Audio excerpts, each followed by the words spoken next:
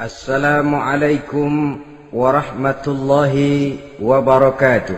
Waalaikumsalam warahmatullahi wabarakatuh. Bismillah walhamdulillah wassalatu wassalamu ala sayyidina Rasulillah wa ala alihi wa sahbihi wa mawalah. La hawla wa la quwwata illa billah, amma ba'du. Saudara-saudara kaum muslimin yang berbahagia, di dalam kehidupan ini kita senantiasa mengambil iktibar, contoh dan teladan dari orang-orang sebelum kita. Itu sebabnya kepada baginda Nabi kita Muhammad sallallahu alaihi wasallam Allah Subhanahu wa taala menjelaskan cerita para nabi sebelum beliau dalam ayat "Tsumma naqussu 'alaika min amba'ir rusuli ma nusabbitu bihi fu'adak." Demikianlah kami ceritakan kepadamu wahai Muhammad sebagian dari kisah para rasul-rasul sebelum kamu yang dengan itu akan memperkuat hatimu, meneguhkan keyakinanmu dan memantapkan pendirianmu. Inilah manfaatnya belajar dari sejarah. Jadi jangankan kita, baginda Nabi sendiri pun oleh Allah Subhanahu wa taala diceritakan sejarah para nabi sebelum beliau yang dimusuhi oleh umatnya, yang dicaci maki oleh kaumnya, yang terusir dari kampung halamannya, bahkan sampai ada yang terbunuh oleh umatnya. Itu seluruhnya merupakan iktibar manusabbitu bihi fu'adak, untuk memantapkan langkahmu, meneguhkan keyakinanmu dan menguatkan pendirianmu menghadapi perjuangan ini. Sehubungan dengan itu, pada pertemuan kali ini Al-Fakir ingin menyampaikan satu cuplikan kecil dari kehidupan seorang sahabat utama baginda Nabi, yaitu Sayyidina Umar ibn al-Khattab radhiyallahu an. Beliau adalah Umar bin Khattab bin Nufail bin Abdul Uzza dari suku Quraisy, golongan Bani Adi. Perawakannya tinggi, kekar dan gagah, melambangkan sifatnya yang pemberani, tegas, dan tidak pernah kenal takut kepada siapapun. Sebelum mendapat hidayah, Umar bin Khattab termasuk orang yang berdiri di barisan orang-orang yang memusuhi umat Islam. Ia terperangkap dalam tradisi jahiliyah, di mana gemar berperang dan bermabuk-mabukan juga merupakan hal-hal yang pernah dilaksanakan dalam kehidupannya sebelum beliau masuk ke dalam agama Islam. Oleh karena itu, dalam kehidupan beragama, hidayah merupakan sesuatu yang penting. Bagaimanapun banyaknya dosa dan kesalahan yang telah dilakukan oleh seseorang, tidak seharusnya menyebabkan ia putus asa dari rahmah Allah. Sebaliknya, bagaimanapun banyak kebajikan dan kebaikan yang sudah dikerjakannya, tidak perlu membuat dia besar hati, puas, bangga, apalagi menjadi lalai karenanya. Sebab kita belum tahu akan bagaimana ujung perjalanan dari kehidupan kita ini. Saudara-saudara, kisahnya pun masuk Islam merupakan peristiwa yang menarik. Pada satu hari, dengan pedang terhunus, Umar bin Khattab menuju Darul Arqam, tempat di mana baginda Nabi biasa berkumpul dengan para sahabat. Melihat mukanya yang beringas, matanya yang nanar, orang sudah menyangka dan mengerti ini tentu akan terjadi pembunuhan. Dalam perjalanan menuju Darul Arqam, Umar bertemu dengan Nu'aim bin Abdullah. Nu'aim bertanya, "Ya Umar, mau kemana ente?" "Mau membunuh itu, si murtad itu," kata. "Si murtad yang mana?" Yang mana lagi? Itu yang memecah belah kita, yang menghina berhala-berhala kita, yang menjelek-jelekkan nenek moyang dan keturunan kita. Siapa lagi kalau bukan Muhammad? Kata Nuaim Umar, enggak salah. Tidak salah lagi. Salah Umar. Salah kenapa? Apa kamu enggak malu? Kamu mau pergi membunuh Muhammad, sementara adikmu sendiri Fatimah, dia sudah termasuk salah seorang pengikut Muhammad. Mendengar ini, muka yang memang tadinya sudah marah dan merah, tambah jadi kelabu. Bukan main mangkelnya Umar bin Khattab. Orang lain dia musuhi, orang lain dia kejar-kejar. Ini malah adiknya sendiri menjadi pengikut dari baginda Nabi. Tidak jadi menuju Darul Arqam, dia berangkat ke rumah adiknya Fatimah. Adapun di rumah Fatimah sedang berkumpul Fatimah, suaminya Sa'id bin Zaid, dan seorang sahabat Habbab ibnul Arad. Mereka sedang membaca Quran. Waktu itu Quran belum lagi dijilid macam sekarang, jadi masih merupakan suhuf atau lembaran-lembaran tercecer saja. Ketuk pintu. Ya tentu tidak assalamualaikum karena dia belum Islam. Tok, tok, tok. Siapa di luar? Umar. Mendengar suaranya saja, ini sahabat yang namanya Habbab ibnul Arad sudah lari ke belakang pintu. Sambil komat kamit baca doa mohon diselamatkan oleh Allah. Adapun Fatimah yang sedang memegang suhuf, lembaran tulisan Quran itu, menyembunyikan suhuf itu di belakang bajunya. Umar masuk. Fatimah, saya bang. Apa benar berita yang saya dengar? Berita apa itu bang? Bahwa kau sudah masuk Islam. Bang, andai kata Muhammad memang benar, bagaimana? Sudahlah, jangan belit-belit. Jawab saja, kau masuk Islam benar atau tidak? Ya. Saudara hadirin,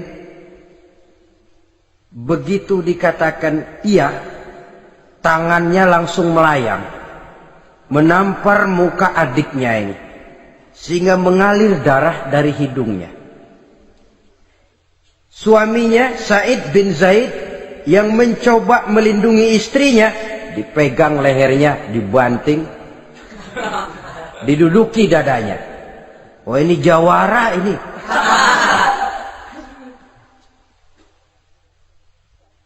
Namun pada saat sedemikian, suara kebenaran terpantul dari mulut Fatimah, adik dari Umar bin Khattab ini. Umar, apakah engkau memukul orang yang bersaksi bahwa tidak ada Tuhan melainkan Allah dan Muhammad Rasulullah? Apakah engkau menganiaya seseorang yang terpanggil untuk mengikuti kebenaran? Manusia macam apa engkau, Umar? Saudara, memang dia orang keras, tapi hatinya mudah menerima kebenaran. Sehingga mendengar kalimat adiknya ini tercenung dia sejenak, melongo, bengong kata anak sekarang.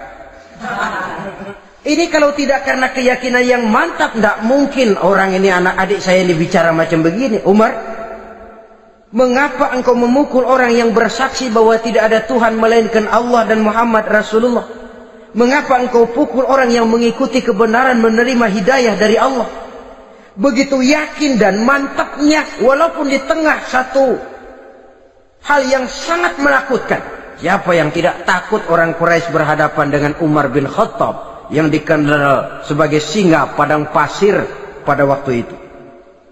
Malahan dia termasuk salah seorang jagoan di tradisi masyarakat jahiliyah itu. Ada satu pasar yang namanya pasar Ukaz. Tiap tahun di pasar itu diadakan pesta. Pertama pertandingan syair. Jadi penyair waktu itu jadi kebanggaan. Syair-syair yang menang itu digantung di dinding Ka'bah. Jadi setiap suku akan bangga kalau mempunyai ahli syair yang hebat.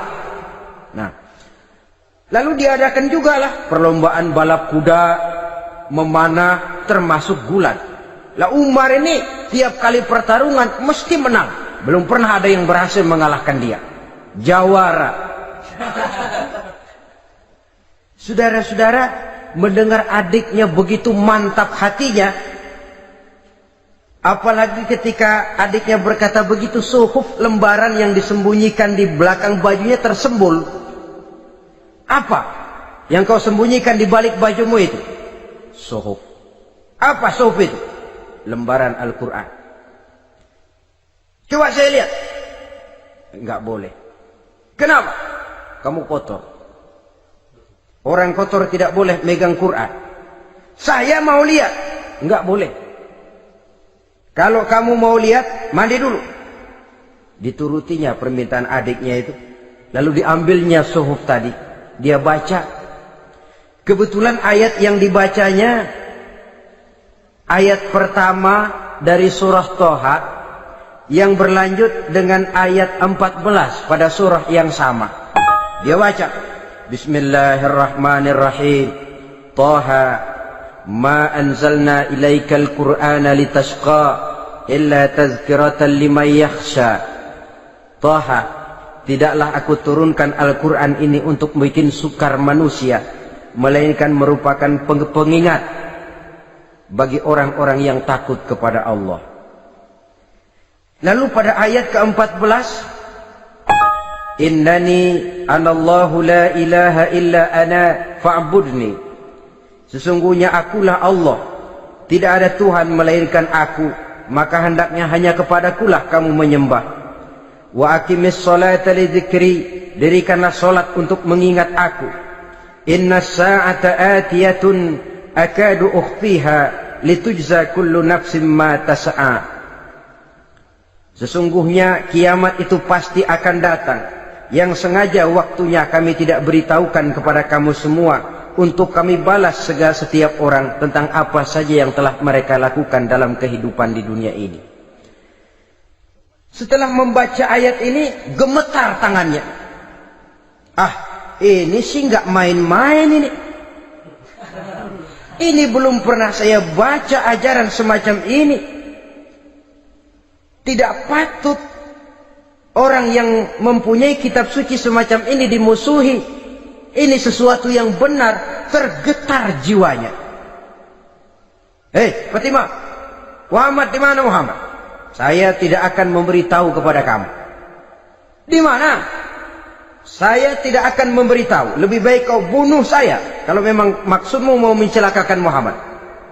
Sama sekali saya tidak akan mencelakakan dia, Fatimah. Kasih tahu saja, di mana dia? Darul Arqam. Bergegas dia menuju Darul Arqam. Di dalam Nabi memang sedang kumpul dengan para sahabat. Termasuk ada Sayyidina Hamzah yang juga terkenal jawara juga. Ketuk pintu. Ketuk pintu. Siapa di luar?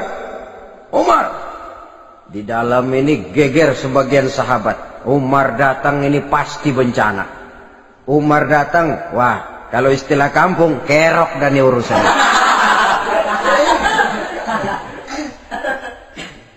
Tapi baginda Nabi menenangkan mereka. Tenang, mudah-mudahan ada hikmahnya.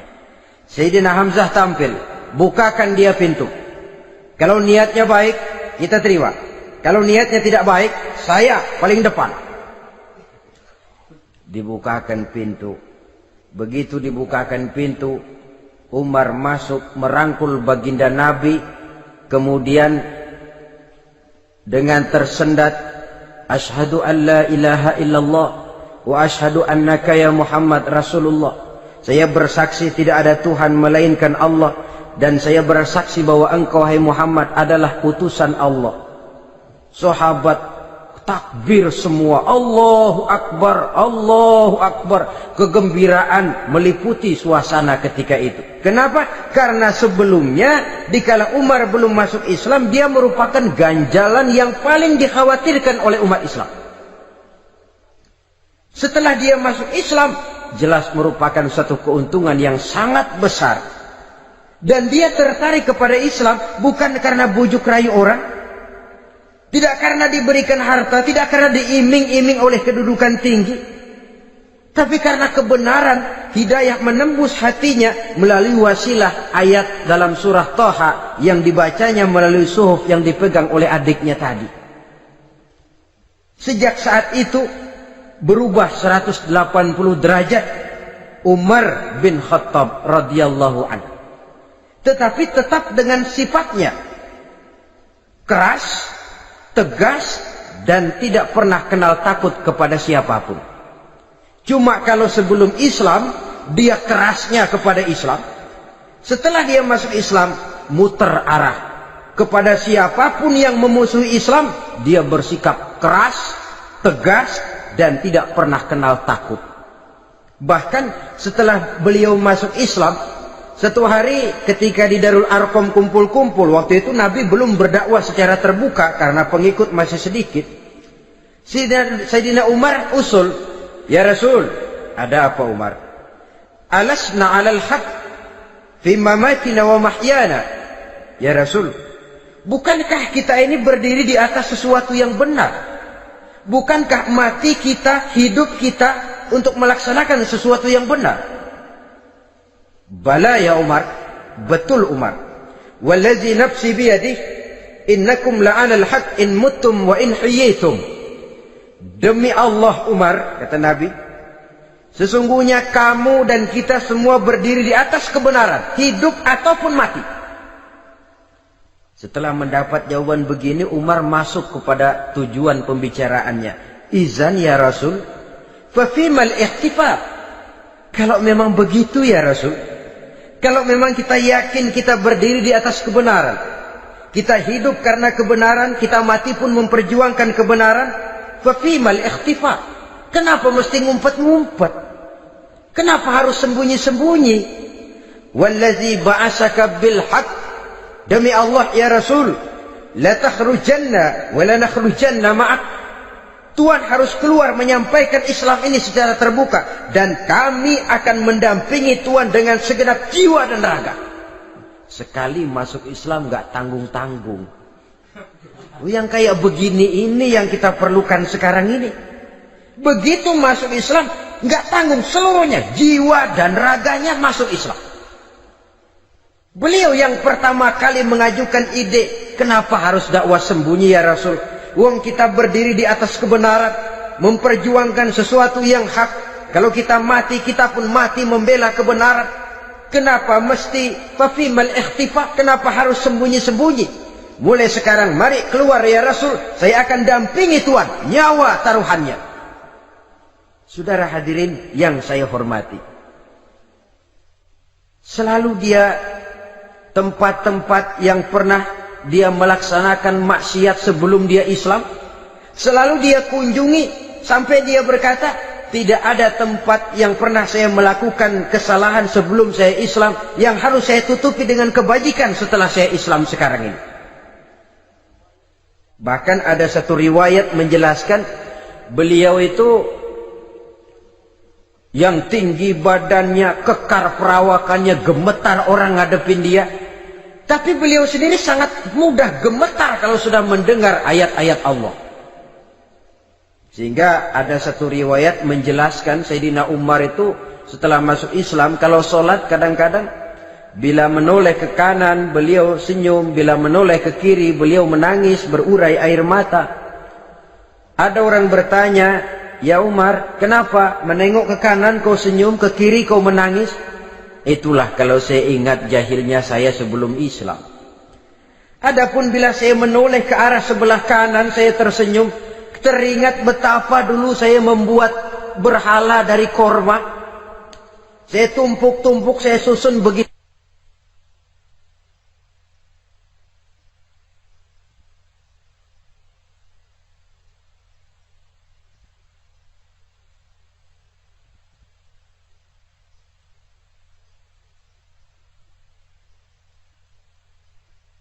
Itu rupa. Setelah saya sembah, saya makan itu kurma. Gagah betul saya waktu itu, sampai Tuhan pun saya makan. Adapun kalau saya menoleh ke kiri, teringat putri kesayangan saya yang terbawa oleh tradisi jahiliyah, takut menanggung aib, merasa malu mempunyai anak perempuan sampai dia terkubur hidup-hidup. Berurai air mata saya mengingat semua itu. Padahal Nabi sudah memberikan jaminan. Sebab saudara jangan lupa, orang kafir masuk Islam, dalam Islam itu dihitung dari bayi lagi. Dari nol, itulah untungnya. Jadi misalnya sudah 60 tahun, dari kecil sampai 60 tahun kafir. Umur 61 masuk Islam. Nah, sejak umur 61 itulah yang dihisab oleh Allah. 60 tahun ke bawah gratis bersih pemutihan. Istimewa betul. Tapi jangan lalu diniatin, gua kafir aja. Nanti sudah tua-tua mau giliran mati baru Islam. Nah, itu diniatin lain. Ini yang karena faktor hidayah, saudara-saudara. Nah, cintanya kepada baginda Nabi luar biasa. Dalam setiap pertempuran beliau selalu di front terdepan. Bahkan demikian cintanya sampai ketika hari di mana baginda Nabi wafat, saudara-saudara. Disampaikan berita wafat Nabi kepada Umar ini. Ya Umar, baginda Nabi sudah wafat. Kamu ngomong apa? Baginda Nabi sudah wafat. Bukan sedih, nyabut pedang, keluar matanya melotot. Siapa yang bilang Muhammad mati, saya tabas batang lehernya. Begitu cintanya beliau kepada baginda Nabi, sampai-sampai nggak menerima kalau Nabi wafat. Taruhlah nggak bisa mati bersamaan, bolehlah mati beriring-iring saja barangkali maksudnya. Saudara-saudara, cabut pedang, kelayaban kemana-mana. Ayo, siapa ngomong Muhammad mati, saya tabas batang lehernya. Sampai bertemu dengan Sayyidina Umar, Sayyidina Abu Bakar. Di tempat orang banyak, Sayyidina Abu Bakar yang bijaksana ini pidato. Ayuhan nas, man kana ya'budu Muhammadan fa inna Muhammadan qad mata wa man kana ya'budu Allah fa inna Allah hayyun la yamut.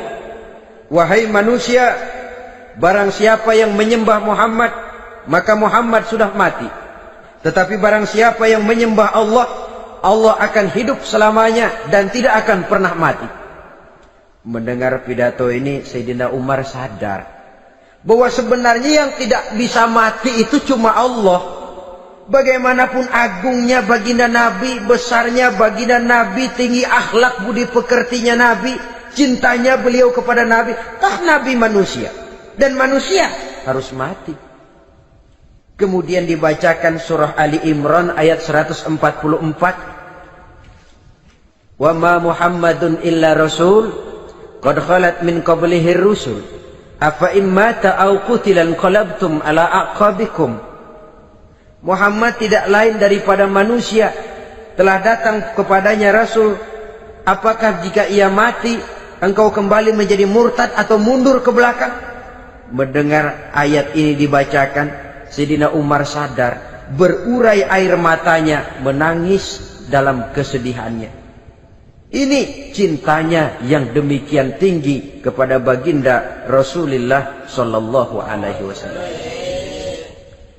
Begitulah seluruh kesalahan yang dia lakukan pada saat sebelum dia masuk Islam, berusaha dia tutupi dan dia tebus dengan segala kebaikan, pengabdian, perbuatan soleh setelah dia masuk Islam.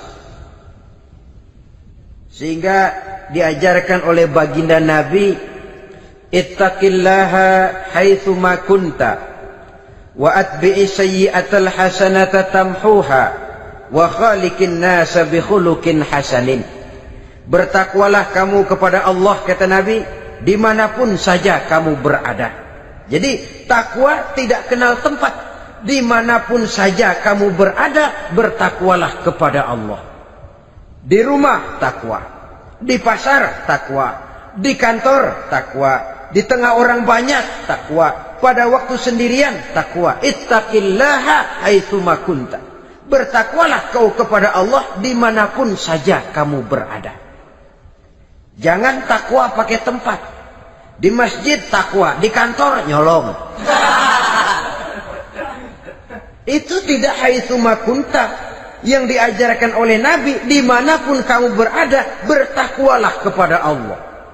Wa atbi'i sayyi'atal hasanah tamhuha, dan iringi perbuatanmu yang salah dengan kebaikan. Jadi kalau satu saat terselip kita berbuat salah, cepat iringi dengan kebaikan, tamhuha, dengan harapan kebaikan yang kita kerjakan akan menutupi dosa yang terselip kita lakukan. Ngomongin orang, astagfirullahaladzim, banyak istighfar. Istighfarnya mudah-mudahan bisa nutupin dosa karena ngomongin orang. Tapi jangan lalu tambah sulap. Ngomongin orang istighfar, terus ngomongin lagi istighfar lagi. Itu tentu tidak bisa dengan cara begitu. Barangkali terselip pernah mengambil harta orang tanpa alasan yang hak, imbangi dengan rajin sedekah misalnya. Barangkali pernah menyakiti hati orang, imbangi dengan perbuatan yang bisa menyenangkan hati orang lain. Itu namanya mengiringi perbuatan yang bersifat salah dengan kebajikan. Ini yang dilakukan oleh Sayyidina Umar. Setiap pelosok hampir dia datangi, tempat-tempat di mana dia pernah melakukan kesalahan sebelum Islam, di sana dia tegakkan kebajikan dan kebaikan. Kegagahannya, keperkasaannya, keberaniannya sepenuhnya bulat-bulat sudah diwakafkan untuk kepentingan Islam. Saudara hadirin yang saya hormati, diperlukan orang-orang yang punya keberanian macam Sayyidina Umar. Berani karena panggilan hidayah, bukan berani babi. Babi berani juga babi, cuman nyeruduk. Artinya berani yang tanpa pertimbangan. Berani yang tanpa pertimbangan pada akhirnya akan menyulitkan kita sendiri. Beliau gagah, beliau berani, beliau punya kekuatan, beliau punya wewenang, dan itu dimanfaatkannya untuk menjadi backing baginda Nabi kita Muhammad sallallahu alaihi wasallam. La takhrujanna wa la nakhrujanna ma'ak ya Rasul. Ya Rasul, keluar, sampaikan dakwah secara terbuka. Saya akan mendampingi Tuhan. Jika ada yang ganggu Tuhan, saya paling depan. Backing yang mendampingi Rasul untuk menyampaikan risalah Islamiyah ini. Saudara hadirin yang saya hormati, wa khaliqin nasa bi khuluqin hasanin, kata Nabi. Dan pergaulilah manusia dengan akhlak yang baik, karena dengan ini kau bisa mengambil hati orang. Dalam hadis lain katakan, innakum la tas'una an-nasa bi amwalikum walakin yas'uhum minkum bastul wajhi wa husnul khuluq. Kamu tidak akan bisa menyenangkan orang banyak dengan hartamu, tapi kamu bisa ambil hati mereka dengan budi pekerti yang luhur dan muka yang manis. Dengan harta belum tentu kita bisa menyenangkan semua orang, tapi budi pekerti yang luhur, muka yang manis, itu yang akan bisa membuat kau menyenangkan orang banyak.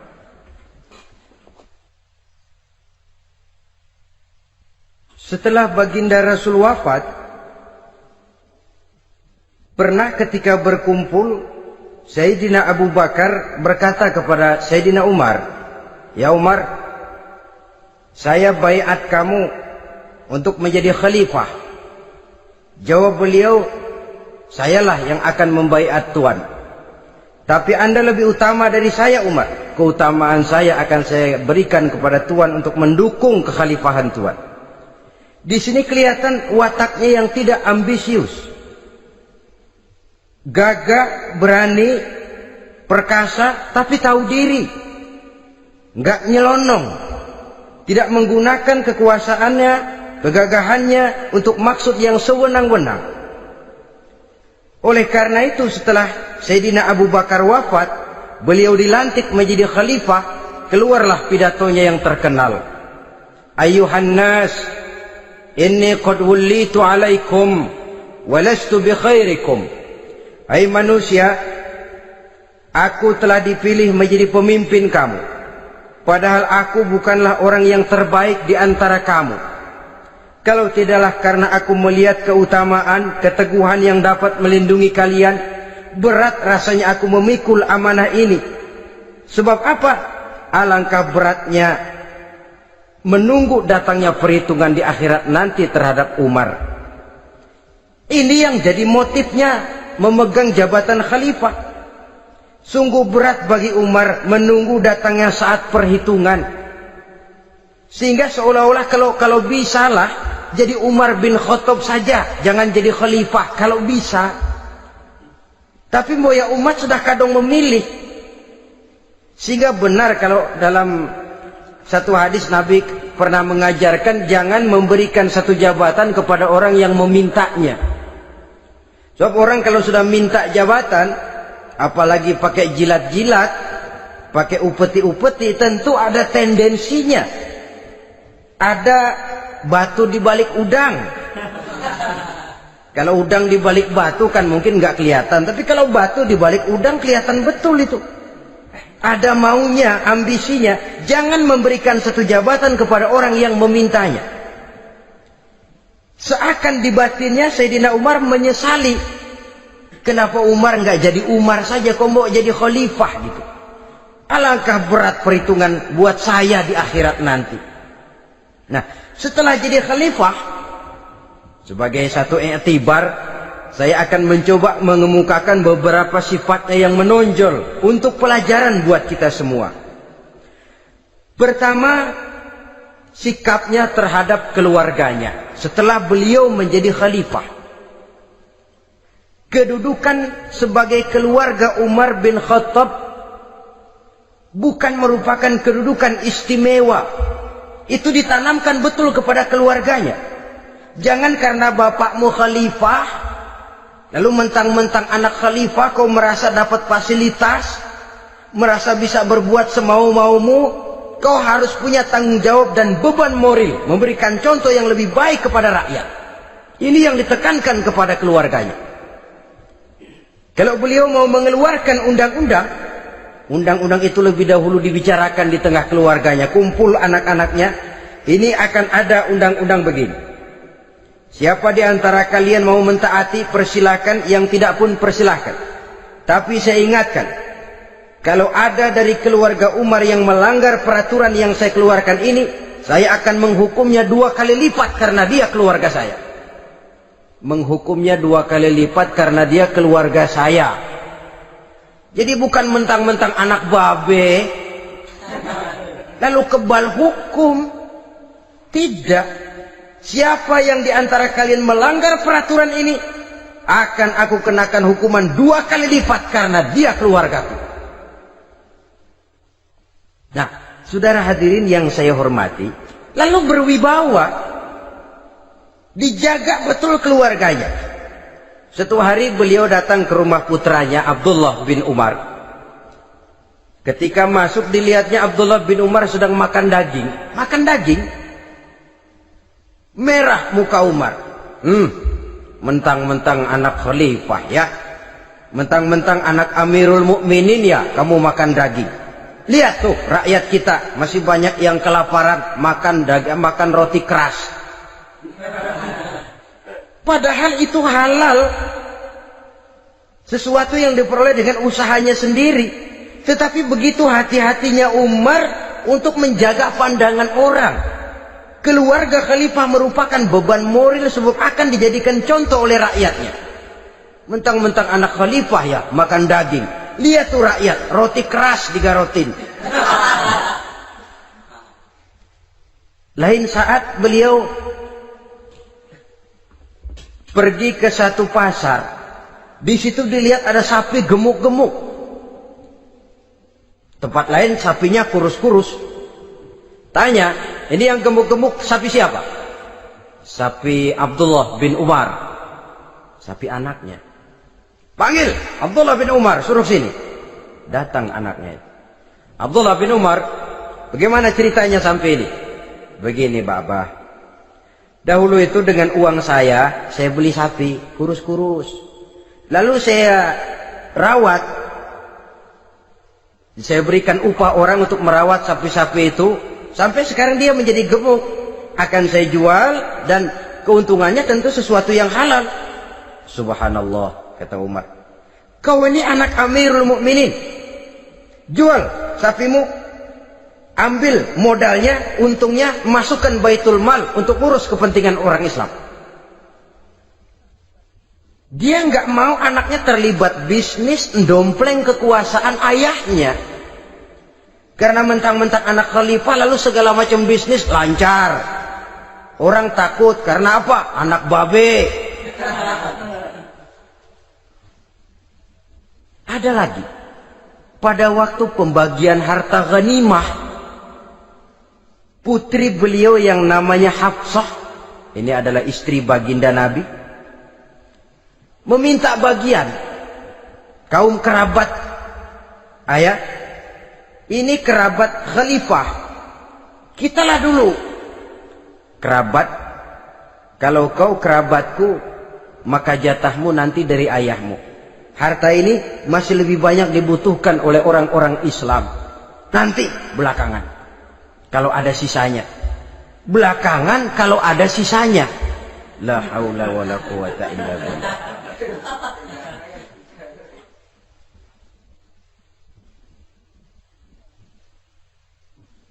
Saudara hadirin, itu terhadap keluarganya. Kemudian apa sifat-sifat yang menonjol dari kepemimpinannya? Pertama, kesederhanaannya. Beliaulah satu-satunya khalifah, Amirul Mukminin, setingkat presiden kalau sekarang, yang punya jubah cuma 2 dan 1 pun punya anaknya. Tambelan lagi. Pernah sholat Jumat terlambat. Beliau naik mimbar untuk khutbah, sebelumnya minta maaf dulu. Saudara-saudara, maaf saya terlambat nungguin baju kering. Seorang khalifah nungguin baju kering. Sederhana dalam kehidupannya. Mari kita ambil satu cerita lagi. Pada waktu beliau jadi khalifah, yang diangkat jadi gubernur di Mesir adalah Amr bin As. Amr bin As hidupnya lebih mirip kaisar. Istananya besar, pakaiannya bagus-bagus. Nah, yang paling mengganggu pikiran Amr bin As, di sebelah istananya ini ada gubuk reot, kepunyaan orang Yahudi lagi. Ah, ini nggak pantas bener, masa di samping istana gubernur ada gubuk reot. Orang Yahudi lagi yang punya. Ini mesti, udah, bikin saja rencana, panggil dinas tata kota, bikin planning. Di sini mau dibangun masjid, proyek negara. Bikin gambarnya, susun anggarannya, tender. Saudara-saudara, si Yahudi yang punya gubuk reot dipanggil. Yahudi, ada apa, Pak? Kamu tahu nggak? Enggak. Ya memang belum saya kasih tahu.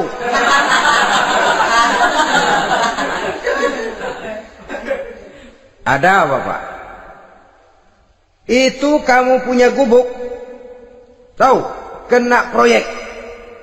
Proyek apa, Pak? Kami mau bangun masjid besar di situ. Dan tidak sesuai ada gubuk reot di samping tempat gubernur. Jadi maksud Bapak, gubukmu, tanah-tanahnya mau saya bebaskan. Saya beli. Enggak mau, Pak. Saya enggak mau jual. Saya bayar 2 kali lipat. Enggak mau. 3 kali lipat. 6 kali lipat juga enggak mau, Pak. Saya dari muda peres keringat banting tulang cuma segitu-gitunya, Pak, tempat saya tinggal. Gubuk reot sama tanahnya sedikit. Makmur saya, Pak, cuma rumah sama sumur.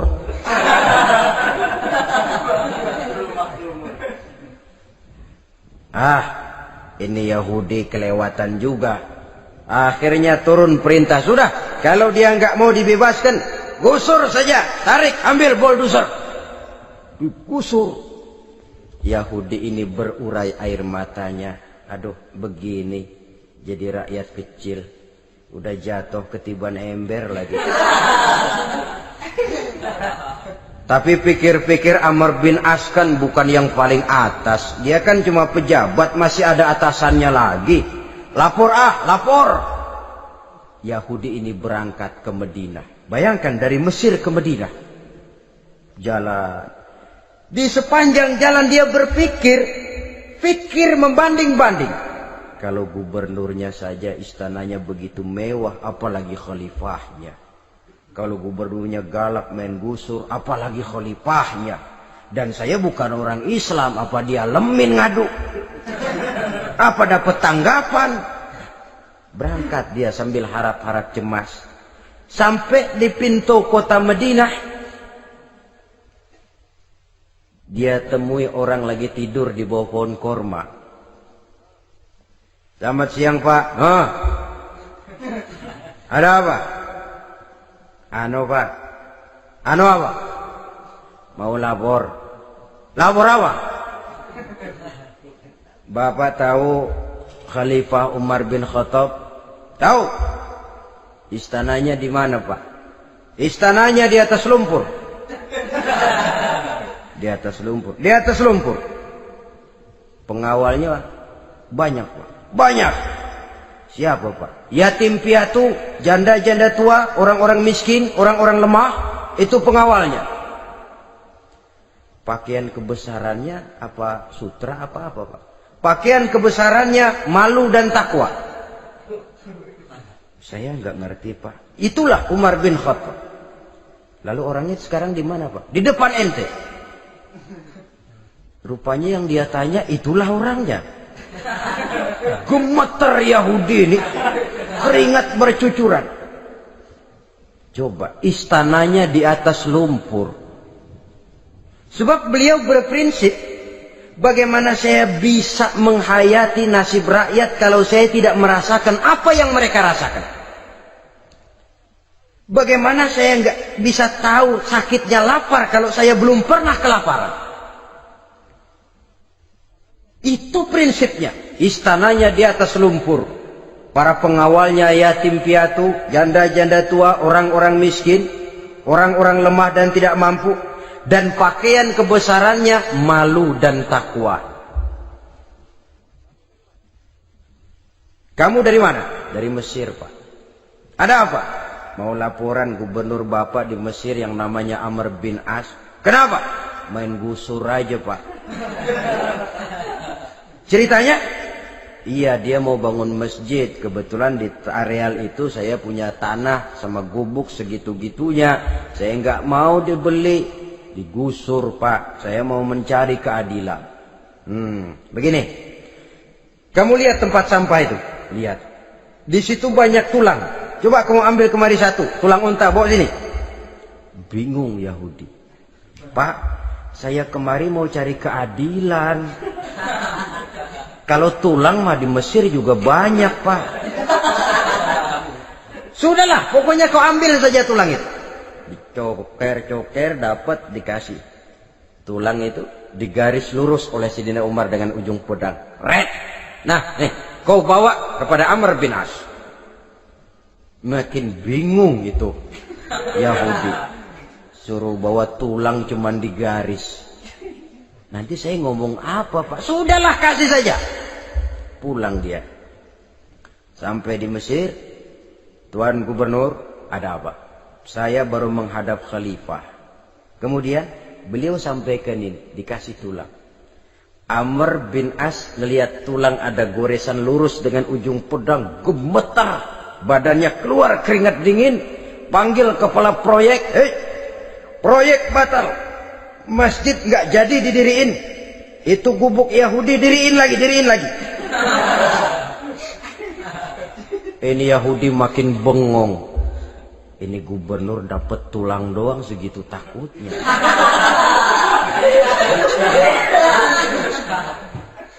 Ada apa sebenarnya Tuan Gubernur? Kamu tahu?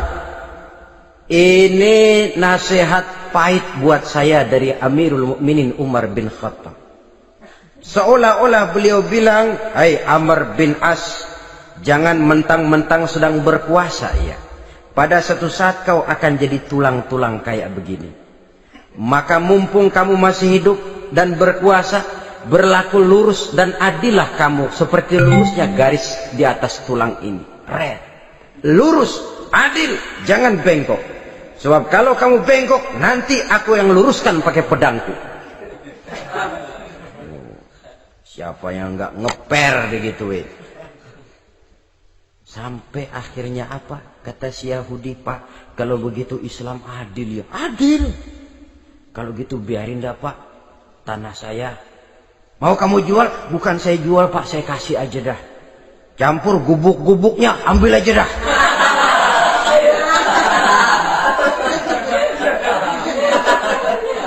Masuk Islam si Yahudi ini oleh karena keadilan dari Umar bin Khattab. Begitulah kesederhanaan hidupnya. Sampai saudara, yang ironi betul, pernah Utsman bin Affan, Ali bin Abi Thalib, Thalhah dan Zubair kumpul mendengar berita bahwa Sayyidina Umar ini punya hutang.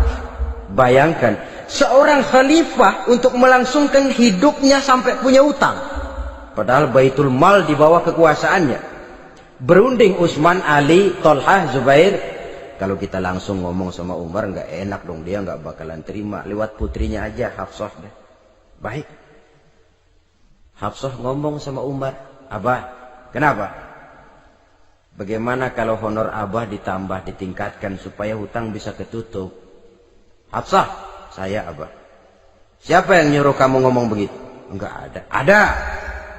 Saya tahu ada ini. Kalau enggak ada, kamu enggak mungkin ngomong begitu. Tapi orangnya kalau saya tuntut, mereka mungkin enggak mau. Sekarang saya mau tanya Hafsah, kau kan istri Rasul, betul? Nah, saya mau tanya, suamimu makanannya apa? Daging? Bukan. Roti. Tempat tidurnya kasur empuk? Bukan.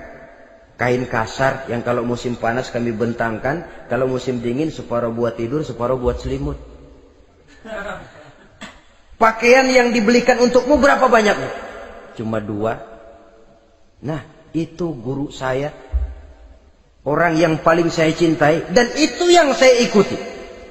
Bahkan setelah beliau wafat, Sayyidina Umar ini hutangnya ditanggungkan kepada anaknya Abdullah bin Umar, dan itu pun dilunasi dengan menjual rumahnya, sehingga rumahnya itu disebut Darul Qadha, rumah bayar hutang.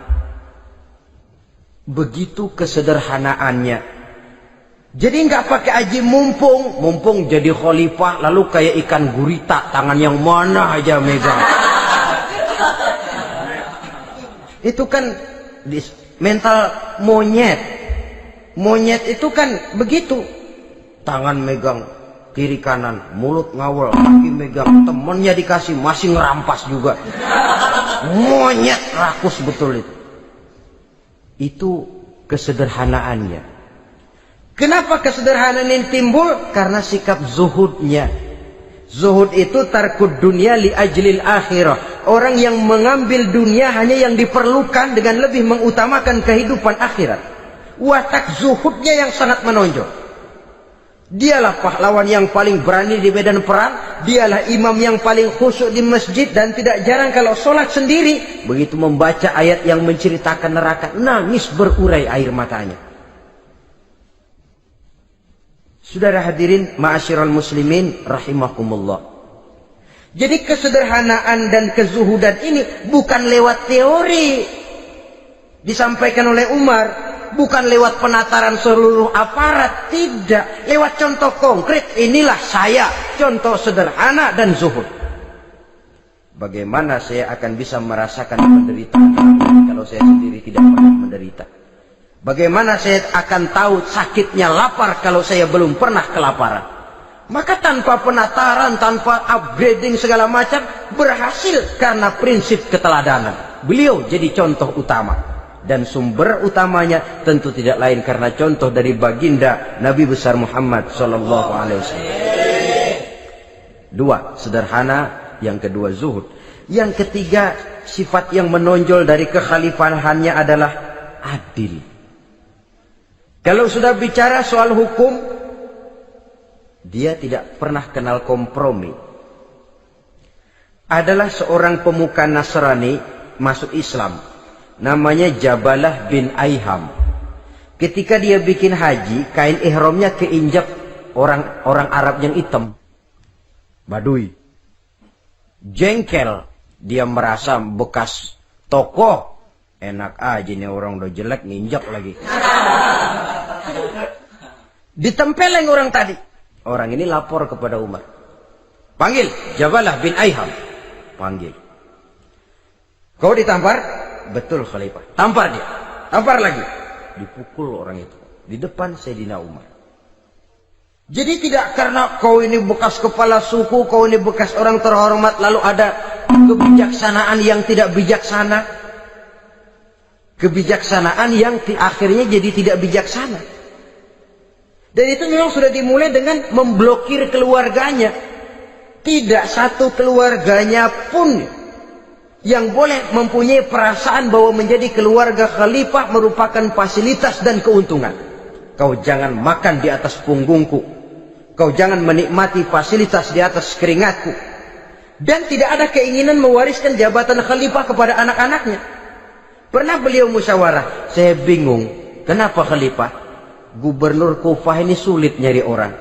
Diangkat yang lemah, rakyat ngeluh. Diangkat yang keras, rakyat juga ngeluh. Ada calon khalifah. Kalau ini mah nggak salah lagi nih buat gubernur Kufah.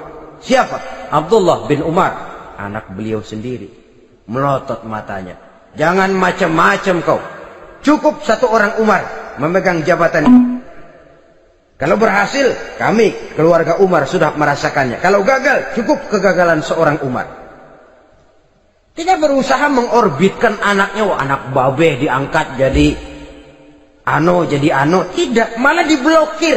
Cari yang lain. Tapi Abdullah bin Umar cukup syarat ya khalifah. Dia orang bertakwa dan soleh. Yang takwa dan soleh bukan cuma anak Umar. Anak orang lain juga banyak yang takwa dan soleh. Itu prinsipnya. Sehingga ketegasannya ini membuat orang jadi sungkan. Dan tidak seorang pun berani kirim-kirim upeti hadiah. Pernah itu ada pejabat dari Azerbaijan kirim makanan. Kue, mending apa? Kue. Gitu dicicipi enak. Enak juga ya kue ini. Enak khalifah. Ini di sana apa makan rakyat biasa? Bukan. Ini makanan orang-orang fit. Nah, dibungkus lagi itu kue. Dibungkus.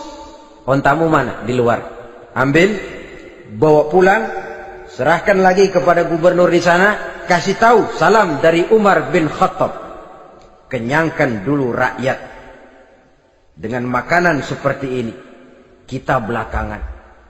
Jadi kalau rakyat lapar, saya orang pertama yang akan merasakan kelaparan. Tapi kalau rakyat makmur, biarlah saya menjadi orang terakhir yang kenyang.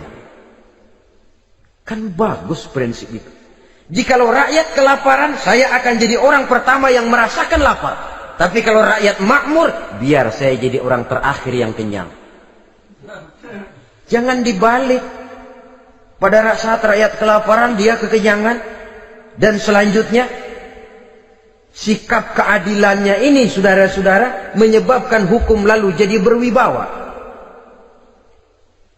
Pernah beliau jalan-jalan di lorong kota Madinah. Di tempat yang namanya Harah bersama Aslam. Ada ibu-ibu, anaknya nangis.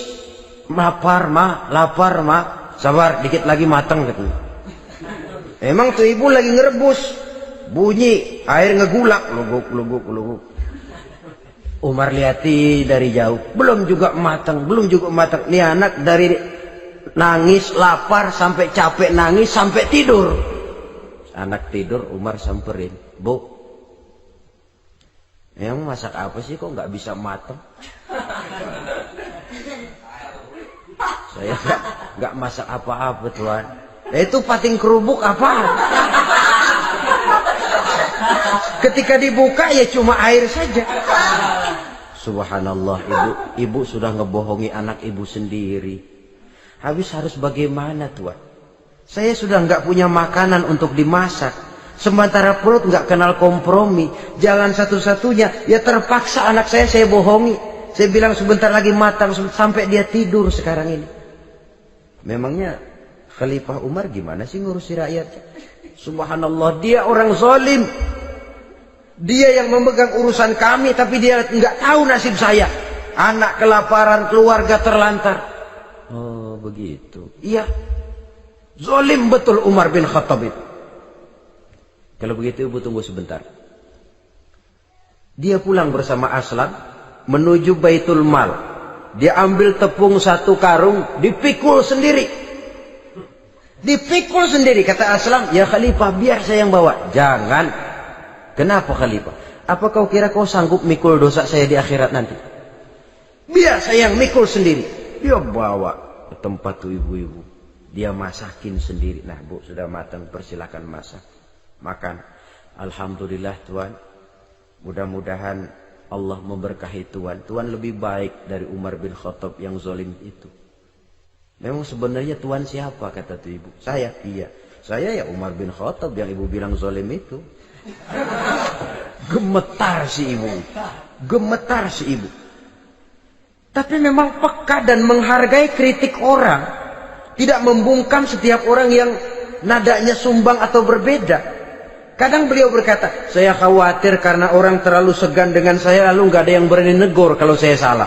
Kan begitu biasanya. Karena sudah terlalu segan, lalu semuanya orang mau diaminin saja. Asal dibilang nggak benar, marah, jengkel. Lalu disingkirin, maunya diiyain, inge kula nuwun. Oke bos. Beliau bilang, saya khawatir kalau tidak ada orang yang mau menegur kesalahan saya jika saya terlanjur nanti. Tahu-tahu muncul orang, demi Allah, saya akan menegur Tuhan dengan pedang saya ini.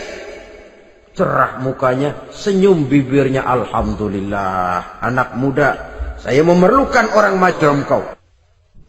Yang berani berkata ya terhadap yang benar dan tidak terhadap yang tidak benar, apa dan bagaimanapun resikonya. Di sini kelihatan sikap beliau menghadapi orang yang berbeda pendapat. Keadilan, keberanian dan ketegasan, cepat menerima kebenaran merupakan serentetan dari sifat-sifat utama beliau sejak masuk Islam sampai menjadi khalifah yang kedua. Bahkan dengan jasa beliau, Islam kemudian tersebar, menembus dinding Jazirah Arabia, memasuki Bizantium dan Persia, sehingga beliau juga dikenal sebagai periode Al-Futuhat Al-Islamiyah. Nah, saudara-saudara, inilah cuplikan kecil dari kehidupan seorang agung dan besar yang memang sangat terbatas kata-kata untuk melukiskan kebesaran itu. Namun yang secuplik ini mudah-mudahan menjadi sumbangan moral dalam rangka kita memperbaiki diri menuju kehidupan yang lebih baik. Terima kasih banyak atas segala perhatian. Mohon maaf atas segala kekurangan. Usikum wa nafsi bitaqwallah. Wassalamualaikum warahmatullahi wabarakatuh.